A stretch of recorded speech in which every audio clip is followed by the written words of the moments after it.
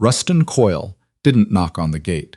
He walked through it, the latch not latched the way Sera Finch had been meaning to fix for 2 weeks, and he had a young man behind him carrying a clipboard and wearing shoes that were wrong for gravel. She was 12 feet up a wooden ladder in the oldest section of the orchard, bypass pruners in her right hand and a dead branch in her left, and she heard the gate swing, and then she heard Coyle say her name, the way men say the names of people they've already decided to handle. She set the branch down on the fork of the limb beside her. She did not come down the ladder. Miss Finch. He had his thumb hooked in his jacket collar and his face tilted up toward her with the expression people wear when they're used to being looked down at from a position of power and have trained themselves to smile through it. "I've been trying to reach you." "I know," she said.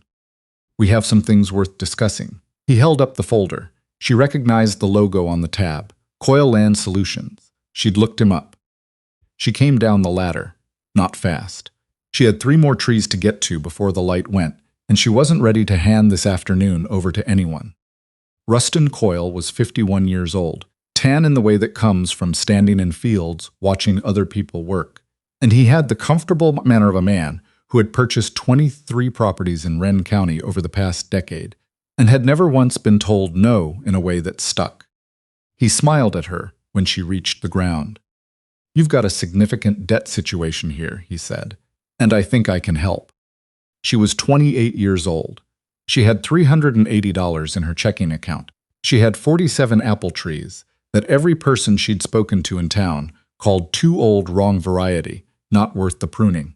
She had rocky ground the county extension agent had described as challenging for any modern agricultural operation. She had a farmhouse where the hot water heater was held together with plumber's tape, and a decision she hadn't fully explained to herself yet, and she had been eating pasta with butter for 11 days, because that was what was in the cabinet. She looked at Ruston Coyle. She looked at the young man with the clipboard and the wrong shoes. "Get off my property," she said. That moment, that Tuesday in mid-October, is where this story begins.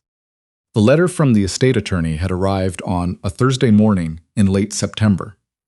While Sera was in the middle of a double shift at the restaurant where she'd been working prep for 2 years. Her phone buzzed in her apron pocket during a break, and she read the email standing next to the dumpsters behind the kitchen with her coat half on and her hands smelling like garlic.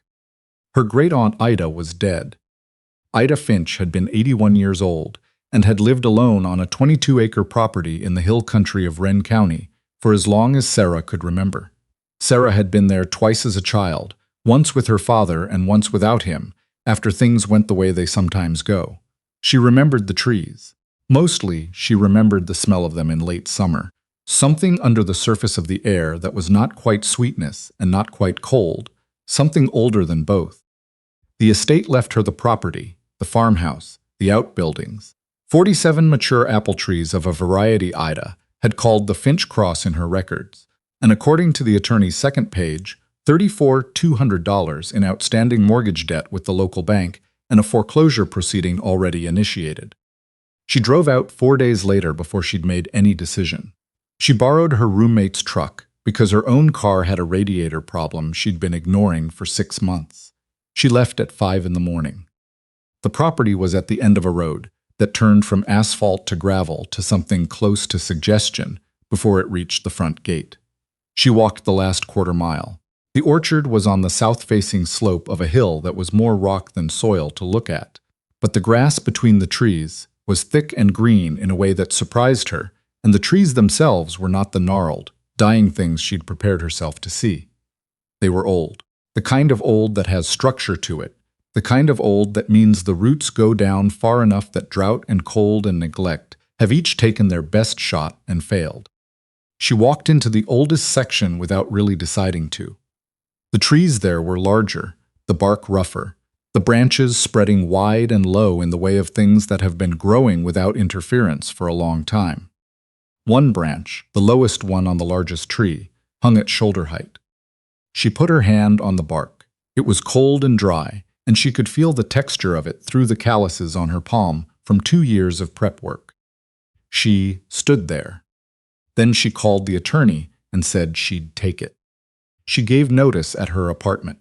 She loaded what she owned into the borrowed truck in 3 trips. She drove herself up to Wren County in the radiator car that made it, barely, before the temperature gauge became a problem she could no longer ignore. The farmhouse had a roof that was sound, and a porch that wasn't, and a kitchen that smelled like cloves and old newspaper, and something she eventually identified as decades of canned preserves. The bedroom ceiling had a water stain, shaped like a river delta. The hot water came out rust-colored for a full minute before it ran clear. She didn't cry. She made a list. The first person who told her plainly she was wasting her time was the county extension agent, a man named Dale Schuster, who drove out in the second week and walked the orchard with the expression of someone doing a difficult favor. He had opinions about the slope, the soil amendments that would be necessary, the trees. "What variety are these?" he asked, looking at the oldest section. "My aunt called them the Finch Cross," Sera said. He nodded the way people nod when they've already decided not to look something up. "Heritage varieties don't move," he said. "Commercial buyers want consistent sizing, consistent color, consistent sugar content. These are," he trailed off. "These are very old trees." "How long do trees like this live?" she asked. He looked at the nearest one, at the shoulder-height branch, at the gray furrowed bark.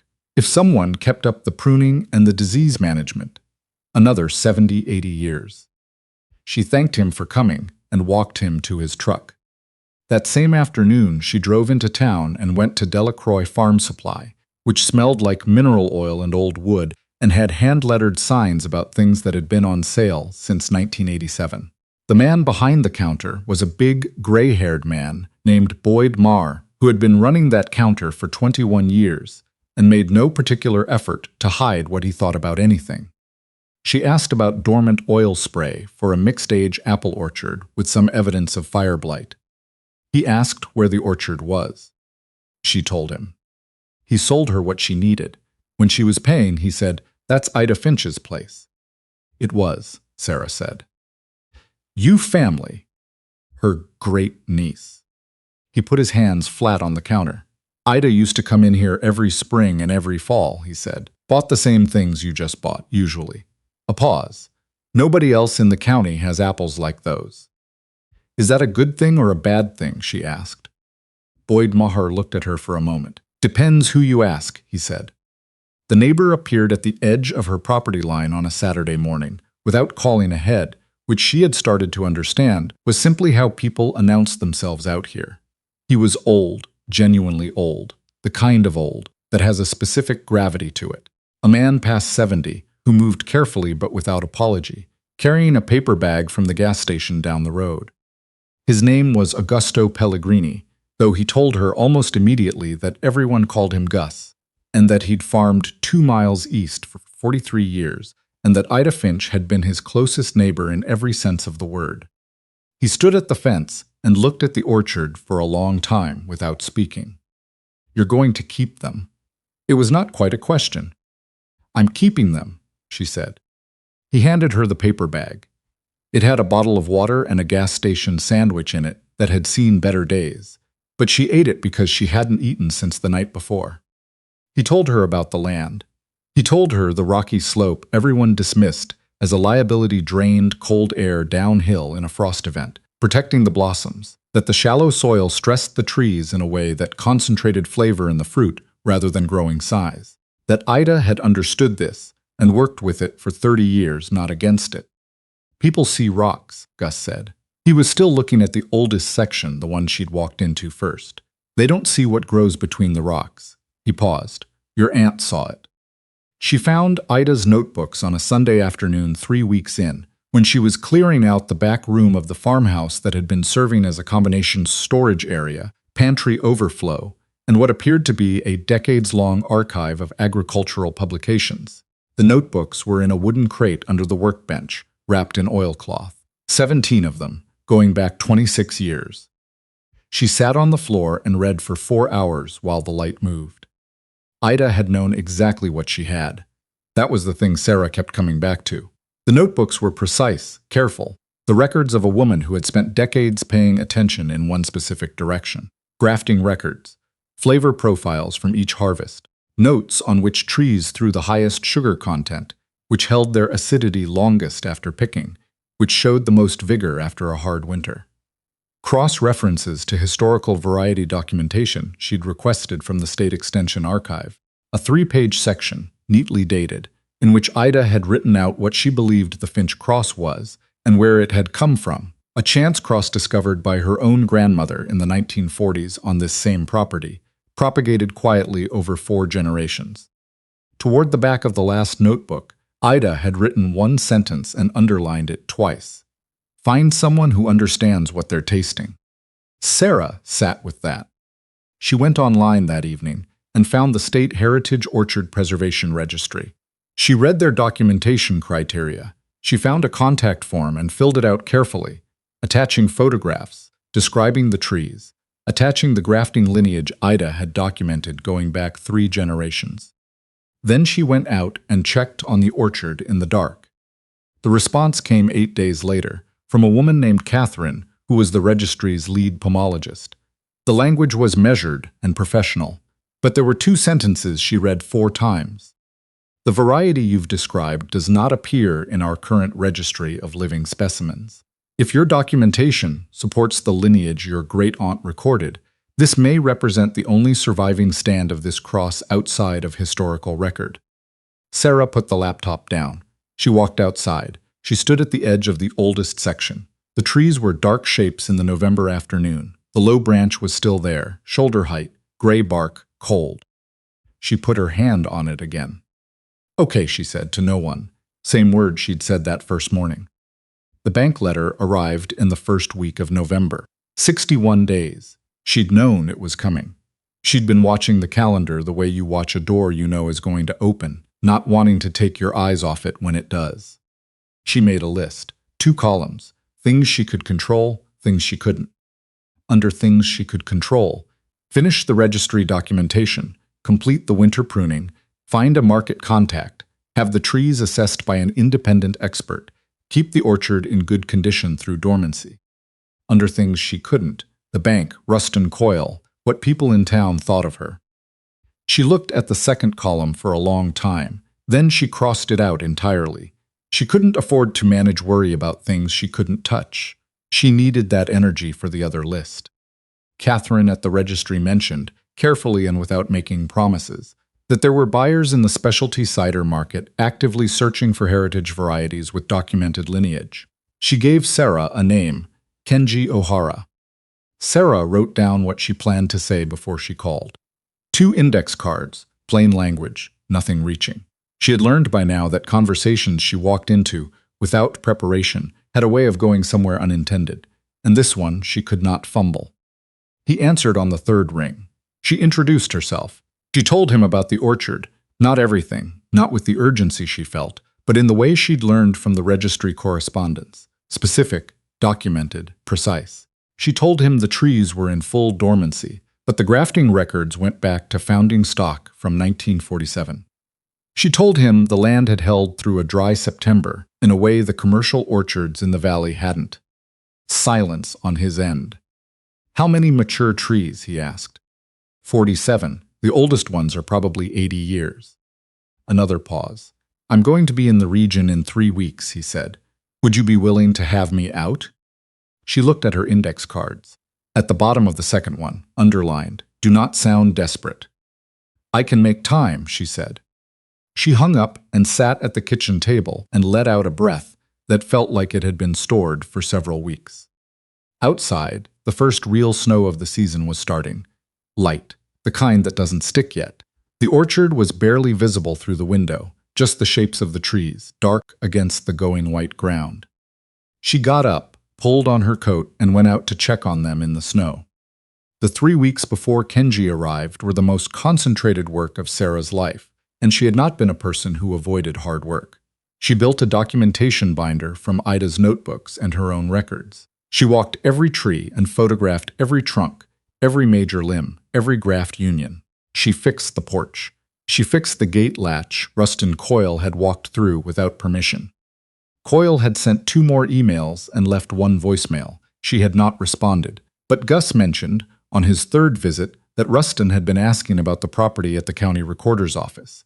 He said it the way he said most things, matter of fact, no extras attached. "What can he actually do?" she asked.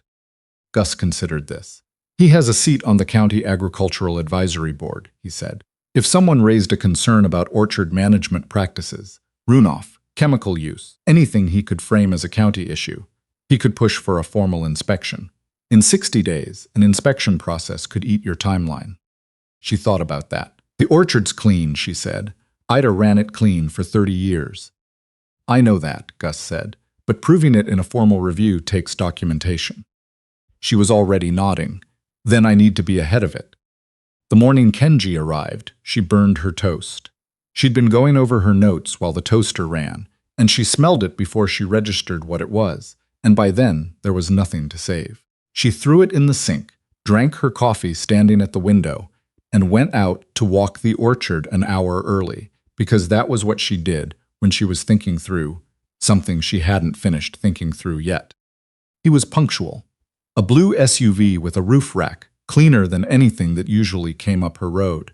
He was younger than she'd imagined, early 40s, with the particular quality of attention in his eyes of someone who has spent years learning to pay attention to things most people don't notice.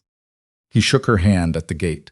He looked immediately past her shoulder at the trees. "Can I walk through?" he asked.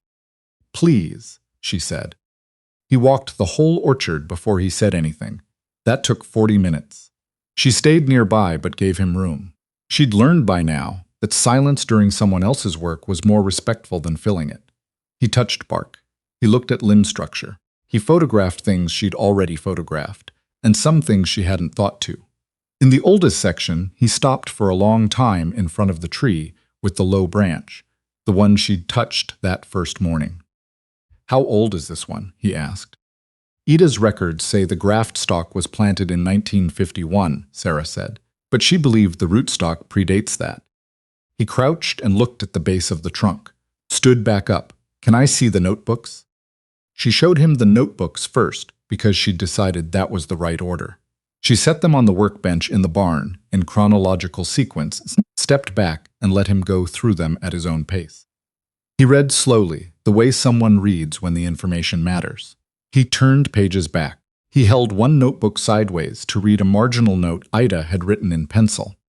He asked 2 questions. One about the grafting technique Ida had used in the early years, and one about the flavor notes in the middle journals, where Ida had compared her trees to historical descriptions of a variety that had largely disappeared from commercial production by 1960. Sera answered both. The second one she'd researched specifically because she'd anticipated it might come up. He set the last notebook down. "I've been trying to source heritage cider apples with documented lineage for 6 years, he said. "The flavor profile in these notes matches something I've been looking for most of that time." He paused. "I want to do a proper tasting assessment in the spring, but I can tell you now that if the fruit matches the documentation." He stopped, started again. "I have 4 cideries asking me for exactly this. Right now, actively. The demand isn't speculative." She kept her face still. "What would that look like, commercially?" He told her. He named a price per bushel, then a contract structure, then minimum annual volumes with provisions for growth. She did the math in her head. Then she did it again because the first number seemed wrong. It wasn't wrong. "That's a real number," she said before she decided not to. "It is," he said. She looked at the notebooks on the workbench, at the orchard visible through the barn door, the oldest tree with the low branch in the December light. "I need the contract to reach my bank before day 48, she said. "The foreclosure timeline is active. I can have a letter of intent to you in 72 hours, he said. "My attorney can draft language your bank will need to see." He drove away at noon. She stood in the driveway and watched his car go, and then stood there for a while after it was gone. The letter of intent arrived in 2 days, as he'd said. She drove to the library to print it. Her own printer had given out in November, and sat at the library table with a highlighter and read every page. The librarian, a woman named Bia who had been quietly kind to Sera since her first visit in October, set a cup of coffee next to her at some point without being asked. Sera looked up. "You've been coming in a lot," Bea said simply, and went back to her desk. Sera looked at the coffee. Then she kept reading. She called the bank that afternoon. Her contact there, a man named Frank, had been patient with her for 2 months, in the careful way bank contacts are patient with people they aren't sure will make it. She gave him the numbers. A pause. "Miss Finch," he said. "Yes." "Could you?" Another pause, and in it she could hear something shifting in the texture of his voice, the professional patience recalibrating into something more like attention. "Could you send me the actual letter?" She sent it. He called back the same evening. "The bank can work with this," he said. She thanked him. She hung up. She stood in the kitchen in the dark because she hadn't turned the light on yet, and she stood there for a while. Ruston Coyle's inspection request came 9 days later, routed through the County Agricultural Board, citing concerns about orchard runoff and chemical management practices. She'd been expecting something. Gus had been expecting something. The attorney she'd retained 2 weeks prior had been expecting something. The inspection itself took 3 hours. The inspector was professional, thorough, and entirely unable to find what Ruston had suggested he might find, because there was nothing there. Ida's records were clean going back 26 years. Sera's own records for the past 3 months were clean. The orchard was old and unconventional, and did not look like the commercial operations the inspector usually assessed, but it was not in violation of anything. The inspection closed 2 weeks later. No findings, no further action required. She heard about it from her attorney, who called her while she was doing her morning walk in the oldest section. She thanked the attorney. She hung up. She put her phone in her coat pocket. The tree with the low branch was right in front of her. She put her hand on the bark. Same place as always. The formal contract with Kenji arrived in January, 31 pages, and she read every one of them at the library table with Bee's coffee and a highlighter. There were 2 clauses she wanted changed. She called Kenji, and they went through them both, and he agreed to revised language on one and explained the second clearly enough that she agreed to it as written. The revision came back. She signed it. She sent the final version to Frank at the bank. The foreclosure proceeding closed on a Thursday afternoon, 22 days before the original deadline. She found out by email, standing at the workbench in the barn, where she'd been organizing the grafting supplies for spring. She read it twice. She set her phone down next to Ida's oldest notebook, the one from 26 years ago, the one where Ida had started the first entry with a simple observation about what the trees looked like in early April, and had not stopped writing for the rest of her life. She looked at the notebook for a while. She didn't open it. She had most of it memorized by now. Spring came slowly that year, the way spring comes in hill country, the cold retreating a degree at a time, reluctantly. She watched the trees come out of dormancy the way Ida had watched them for 30 years before her, checking daily for bud swell, for the first green tips, for the particular sequence of development that told you which trees were strongest, which needed attention before the blossoms opened. Kenji came back in late April with a colleague from the university, a careful, quiet woman named Dr. Fenn, who spent 4 hours in the orchard and said at the end of it, matter-of-factly, without decoration, that the Finch cross was a legitimate undocumented variety of significant historical interest, and that the oldest specimens represented genetic material that did not exist anywhere in the National Heritage Orchard database. Sera heard it. She thanked Dr. Fenn. She walked her to her car. Then she went back to the oldest section and stood in the afternoon light that came through the branches the way light comes through old trees, broken into pieces, each piece landing somewhere different. Boyd Marr called her in March, before the blossoms, before Dr. Fenn, before any of the spring confirmation had happened. His voice was different than it had been in the supply store, more careful, less settled. He told her he had a cousin who farmed rocky land 2 counties over, land people had been calling useless for 40 years, and that his cousin had been paying attention to what was happening on Sera's property, and wanted to know if there was a way in for someone starting from the beginning. She thought about Ida's last underlined sentence. Find someone who understands what they're tasting. She thought about what that meant past the obvious. Tell your cousin to call me, she said.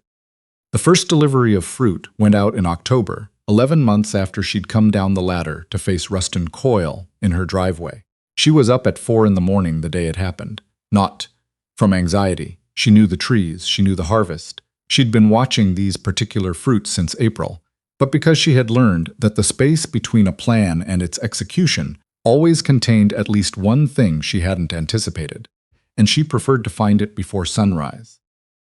The thing she hadn't anticipated was a honeybee colony that had established itself over the summer in the hollow of one of the middle-aged trees in the East Row, which she discovered when she went to harvest that section, and the residents made their position clear. She harvested around them. She looked up beekeepers after lunch. Kenji's truck came at noon. The loading went without incident. She stood at the gate and watched it go down the road and turn onto the main and disappear behind the tree line. She went inside.